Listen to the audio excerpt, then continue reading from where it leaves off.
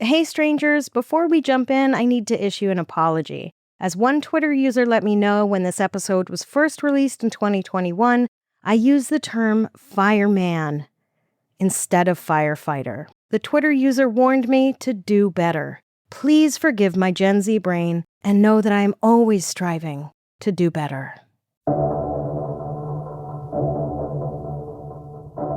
Have you ever been stuck in an elevator? For how long? 10 minutes? 30? An hour? Have you ever been stuck in an elevator so long you wondered if you might die in there? Do you think it's possible that an elevator can transport you to some alternate universe from which you may never return? Welcome to Strange and Unexplained, the podcast that asks for the receipts and is usually like, oh shit, this adds up. I'm your host, Daisy Egan. I'm a writer and an actor and a skeptic. This week, elevators. We ride them every day without thinking about the potential for death. But is that cavalier?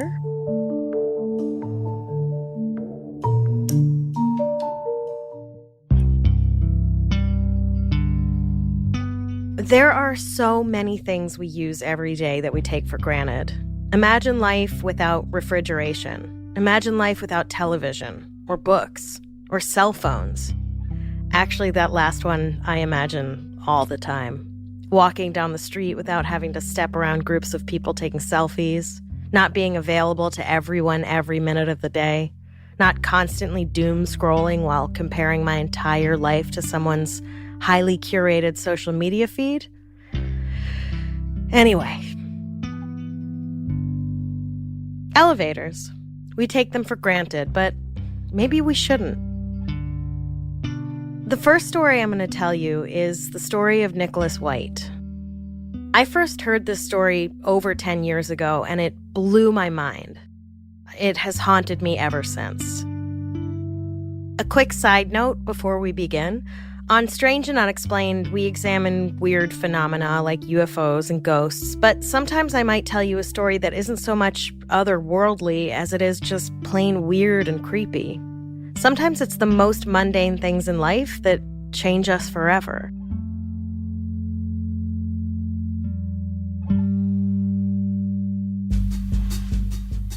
At 11 p.m. on a Friday in 1999, 34-year-old Nicholas White took a cigarette break at his job at Business Week. Business Week is a weekly magazine that, as its name suggests, provides all the business news one may need, which, in my case, is exactly zero. Business Week's offices were on the 43rd floor of the McGraw-Hill building in New York City. If you've ever seen The Devil Wears Prada, you've seen the elevators in the McGraw-Hill building. Meryl Streep strides through the lobby and gets on the elevator while upstairs Stanley Tucci yells for everyone to gird your loins. For those of you too young to remember, cell phones were not ubiquitous in the late 90s when this story takes place. I got my first cell phone in 99. It operated as a phone. It didn't take pictures, it didn't text, and it certainly didn't work in elevators. I know. Can you imagine? Nicholas had a cell phone but didn't bring it with him on his smoke break. Because people did not believe you needed to be reachable at every moment in the 90s. We were healthily detached from devices. We believed in voicemail. Yes, I swear, people would leave you a message and then you would call them back. And life would go on just fine. After his cigarette, Nicholas hopped back on the express elevator, pressed the button for the 43rd floor, and headed back up to meet his deadline before midnight. A few moments later, as the elevator ascended, the lights dipped and came back on, and the elevator came to a stop. Not a huge deal.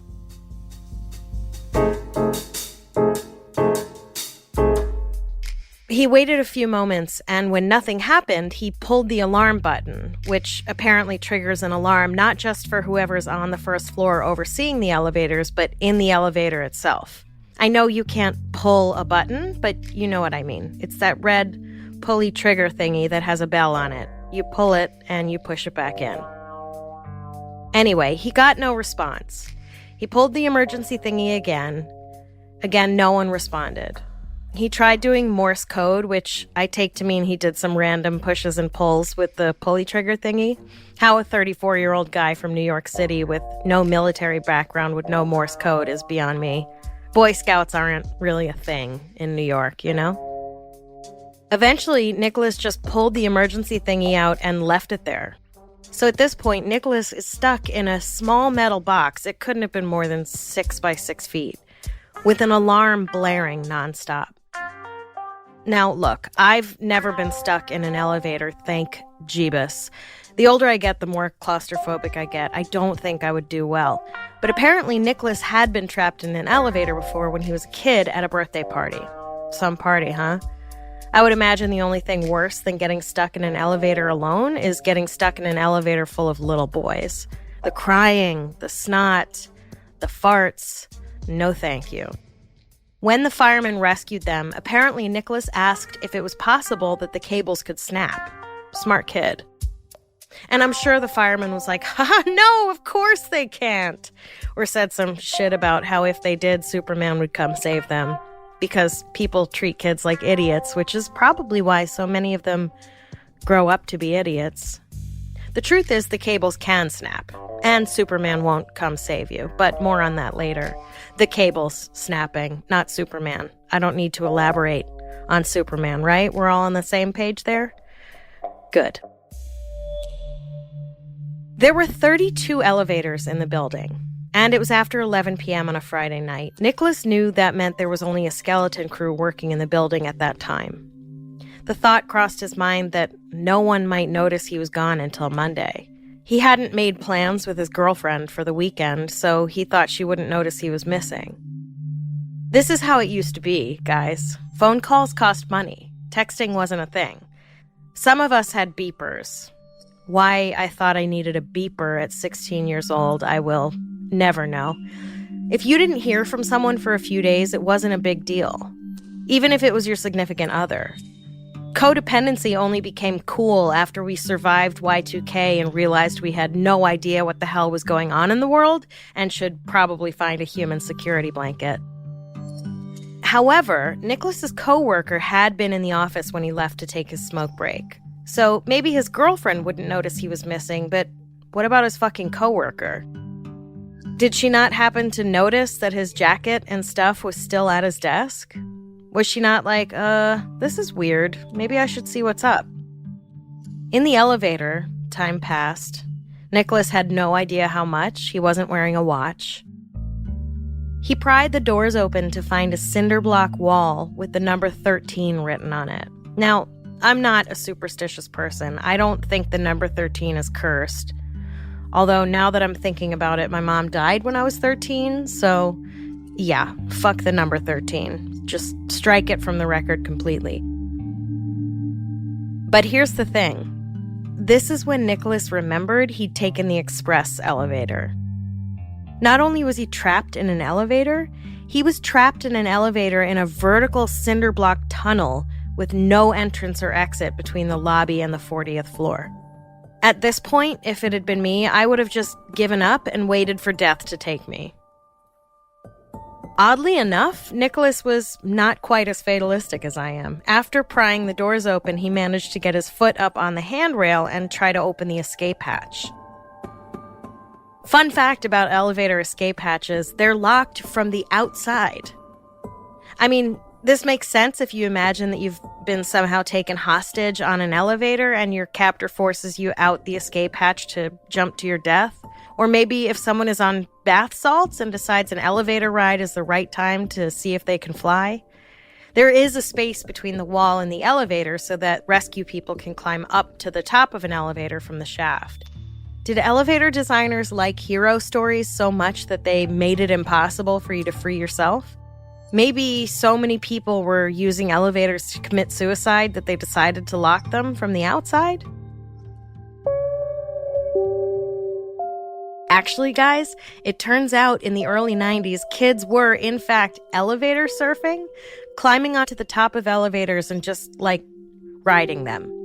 I told you life was different before cell phones. I didn't tell you it was better. Anyway, a couple kids died, and one kid was left dangling upside down by his leg 70 feet up an elevator shaft, waiting to be rescued. The kid gave an interview from his hospital bed and said, "Elevators are nothing to mess with. I'll never do that again." You bet you won't, kid, because now all the elevator hatches are going to be locked from the outside. This is why we can't have nice things. At any rate, the hatch was locked. Nicholas couldn't get it open, try as he might. But even if it had opened, what did he think he was going to do? In the only interview I could find where Nicholas talked about this experience, Nicholas admitted that he knew even if he got on top of the elevator, he had no step two. What was he going to do? Wrap his hands in cloth and try to shimmy up 27 floors? What if he didn't have the upper body strength of a rock climber? Which, by the way, I don't think he did. What if he fell?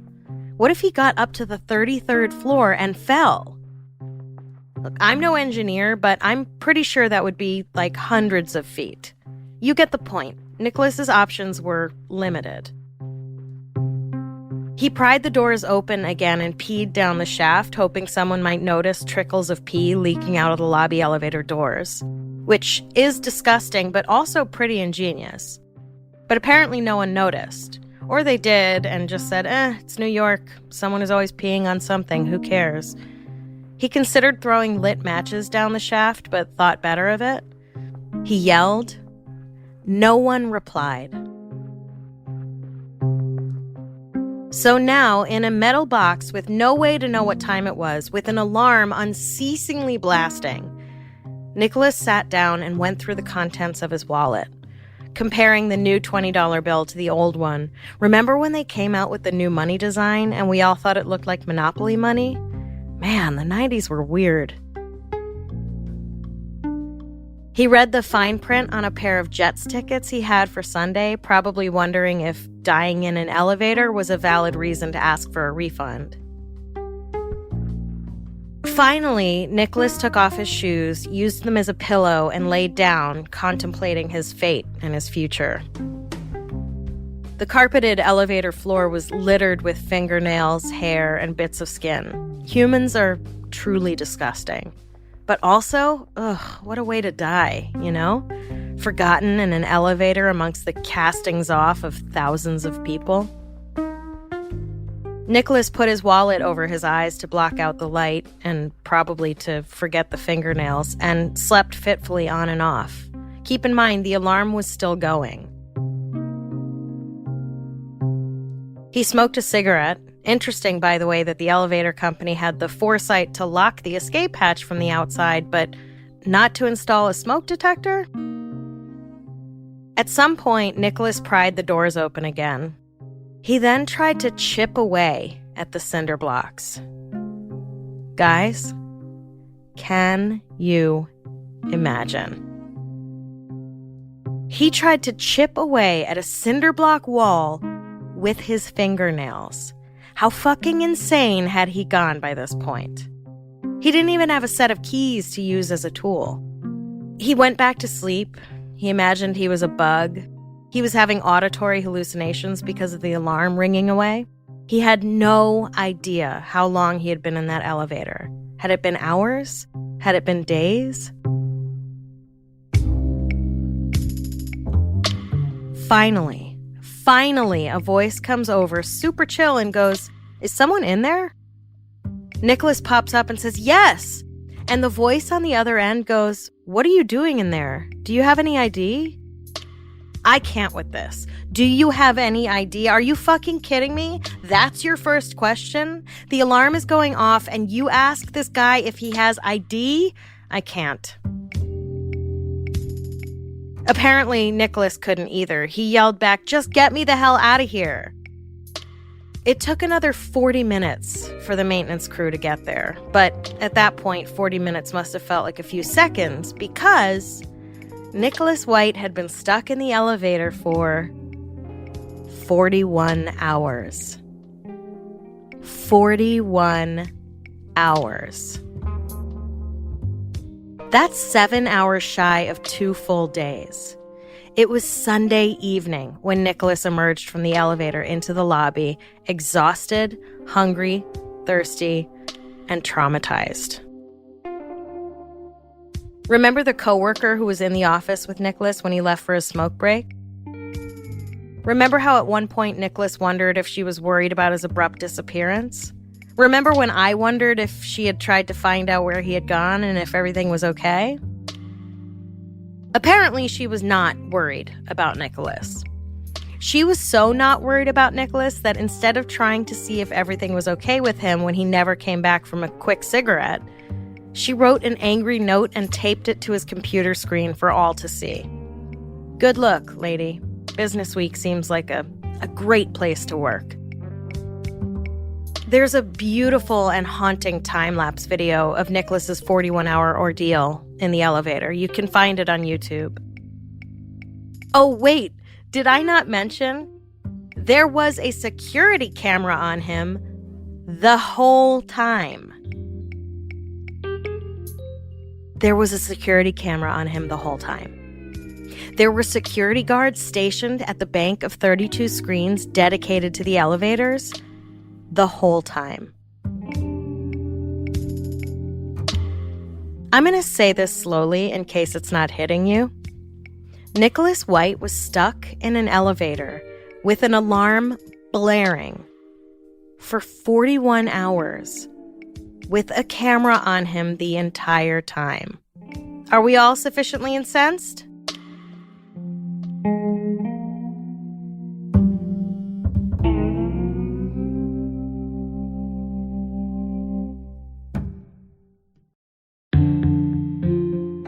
Nicholas got a lawyer. Now, I'm not one of those people who thinks we need to sue everyone all the time, but this is when you get a fucking lawyer and you sue the holy hell out of anyone and everyone. Nicholas's employer, Business Week, sue them. The building managers, sue them. The building owners, sue them. The security company, sue them till they can't see anymore. Sue everyone. Sue the people who designed the lock on the elevator hatch. Get at least $1 million per hour spent in that fucking box. Nicholas pieced out to Antigua for 8 weeks because that is what you do after spending 41 hours trapped in an elevator with a functioning camera trained on you the whole time. Eventually, Business Week fired him because he literally wasn't coming to work, which, I guess I get, but also, come on, guys, have a little class. Nicholas ended up settling for an undisclosed amount, which he said was barely 6 figures. He doesn't really talk about the whole thing much. And here's the thing, no amount of money would have solved the existential crisis and depression that Nicholas fell into after this. Imagine going out for a smoke and not coming back for 2 days and finding out that no one was particularly alarmed by your absence. I mean, unless you're a beleaguered housewife whose husband went out for a pack of smokes and didn't come back until next week for the 800th time, and you're just like, there he goes again. Kids, your dad won't be back till Monday. Unless you're in that shitstorm of a life, it's really astounding to learn you might be that inconsequential. Not only did no one seem worried that he was gone, but his toolbox of a coworker was mad at him. I mean, the very people whose profession it is to survey the building and ensure it's safe and secure for all inside didn't even notice him. And they had the feed right in front of them.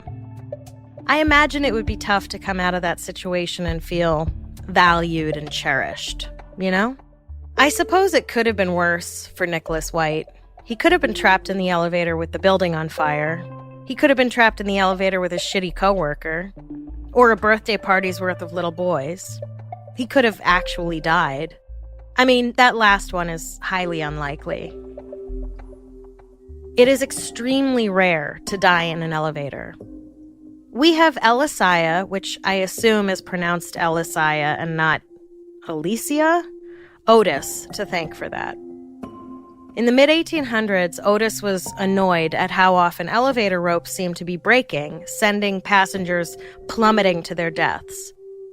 There's not a ton of data on how many people died in elevators back then, but it was a lot. So many that Otis was like, fuck this shit, and he invented the safety elevator, which had a failsafe in case the ropes or cables did break. Before Otis, if the elevator rope broke, that was it for you. The whole elevator plummeted to the ground, hurling and crushing the people inside it. So, at the 1853 New York World's Fair, Otis stood on an open elevator, basically a platform suspended the same way elevators were suspended, but with Otis's new contraption attached. And he instructed his assistant to cut the rope. Rather than speeding to the ground and dying, the elevator lowered abruptly about 3 feet and then stopped. And people were like, dope, now we won't die all the time. And while people died less of the time, thanks to the Otis safety elevator, they still died a lot of the time. Nowadays, if you call an elevator, there are large metal doors that remain closed until the elevator has actually reached your floor and come to a stop. It wasn't always this way. For the longest time, no one thought to put doors on elevator shafts. So they were literally open pits that anyone could fall into if they weren't paying attention. Decapitation was a common way to die by elevator. I had the absolute pleasure of reading through a handful of articles from the late 1800s about various people who had had their heads chopped off or crushed by elevators. The main takeaway I gathered from these articles is that if you even looked at the rope in the elevator the wrong way, it would send the elevator careening up or down. And if you happened to be getting on or off at that time, that was the end of your head being attached to your body.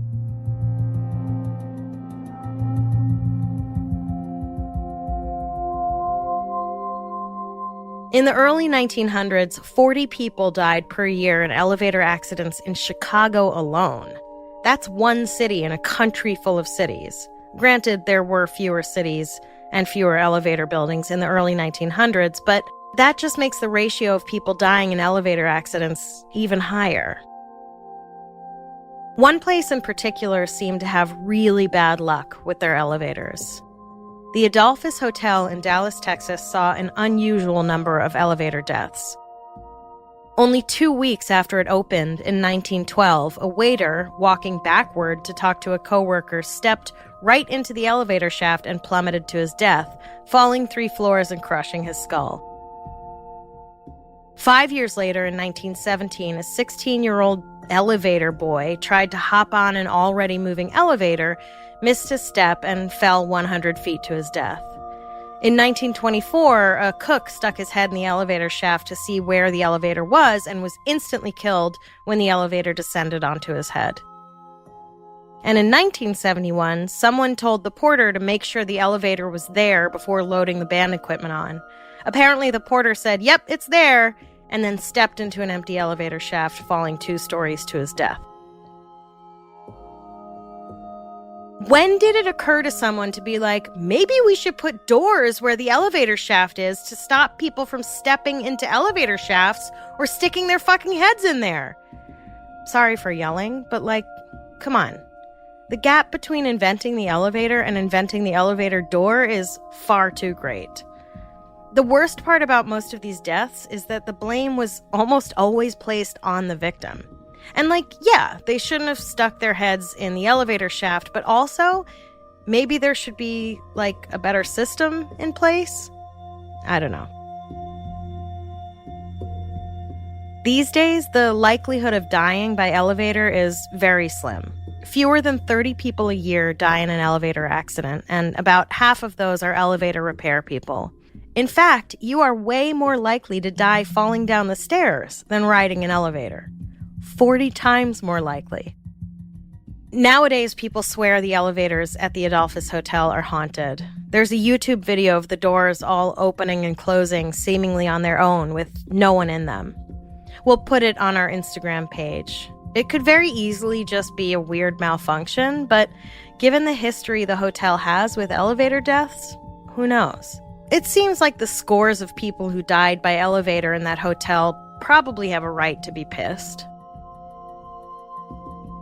I also read that apparently the elevators at the NYU Weinstein dorm are haunted. Apparently, the elevators run so slowly in the Weinstein dorm that the only explanation anyone has come up with is that time doesn't exist once you step inside one of the elevators. It's a void. You are in another dimension when you get into an elevator in the Weinstein dorm, which is a college stoner explanation if I ever heard one. I actually lived in the Weinstein dorm for a while in '99. I don't know if the elevators ran slowly or not. I literally don't remember. I have most of that time in my life blocked out. I do remember there was a Krispy Kreme donut downstairs that you smelled all the time when you were in the dorm, and I gained about 7,000 pounds.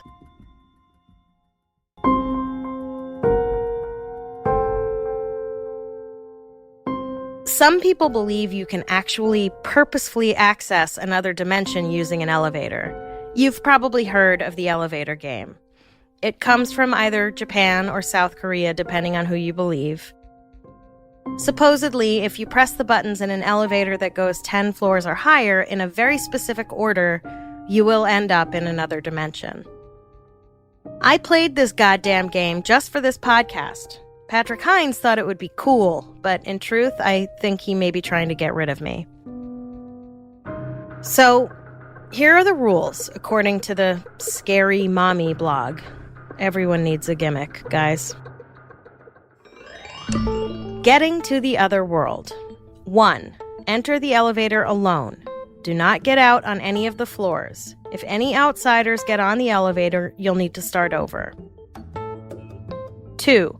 Proceed to the 4th floor. 3. Descend to the 2nd floor. 4. Proceed to the 6th floor. 5. Return to the 2nd floor. 6. Ascend to the 10th floor. 7. Return to the 5th floor. Now, on the 5th floor, a woman might get on. She may or may not appear as someone you know. She might ask you for help or start antagonizing you. You must not respond to her or even look at her. It doesn't matter if she looks like your best friend, your English teacher from 9th grade, Kate McKinnon, or your dead mother. If you do look at her, you're fucked. Reports on exactly how fucked vary from story to story, but the overall takeaway is ignore this woman at all costs. Step 8. Press the button for the 1st floor. Now, 2 things might happen.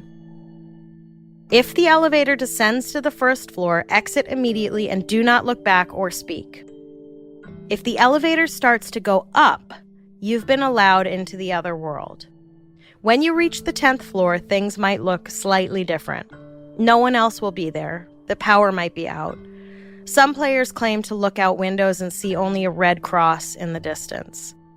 If you choose to exit the elevator, you should ignore the woman's attempts to question or stop you. If you choose to stay in the elevator and not explore, just press the button for the 1st floor and return home. Did I need to give you all the steps in detail? No, but I wanted you to know how bonkers it was. And it's probably total crap, right? People ride up and down elevators and ignore ladies who are just trying to find out where the breakfast buffet is or whatever, and no one is going to any other dimension. I mean, right? Well, we're going to find out together in just a minute. And so, dear podcast listener, I played the elevator game so you won't have to. And I recorded it. I went into it completely skeptical. As anyone who has listened to this podcast knows, I don't think elevators can take us to another dimension. Skeptical, by the way, does not mean not terrified out of my wits. Because I was. Mostly I was afraid the woman who got on the 5th floor would be my ex-girlfriend. That would be worse than being sucked into another dimension. But I did this for you. See how much I love you? Here we go. Okay. Elevator game. Building down. Okay. I'm actually kind of scared. It was spooky. This is scary. Especially when the elevator randomly took me to the 13th floor, even though no one was there. 12. I'm not kidding you guys. 13. Okay. I'm doing it for you guys because I love you. I guess the weirdest thing that happened was that when I got off on the 10th floor, I checked out the window. Apparently, if you succeed and the elevator takes you to another dimension... I may be going to another dimension right now. Oh my God, you guys. All you see outside is a red cross.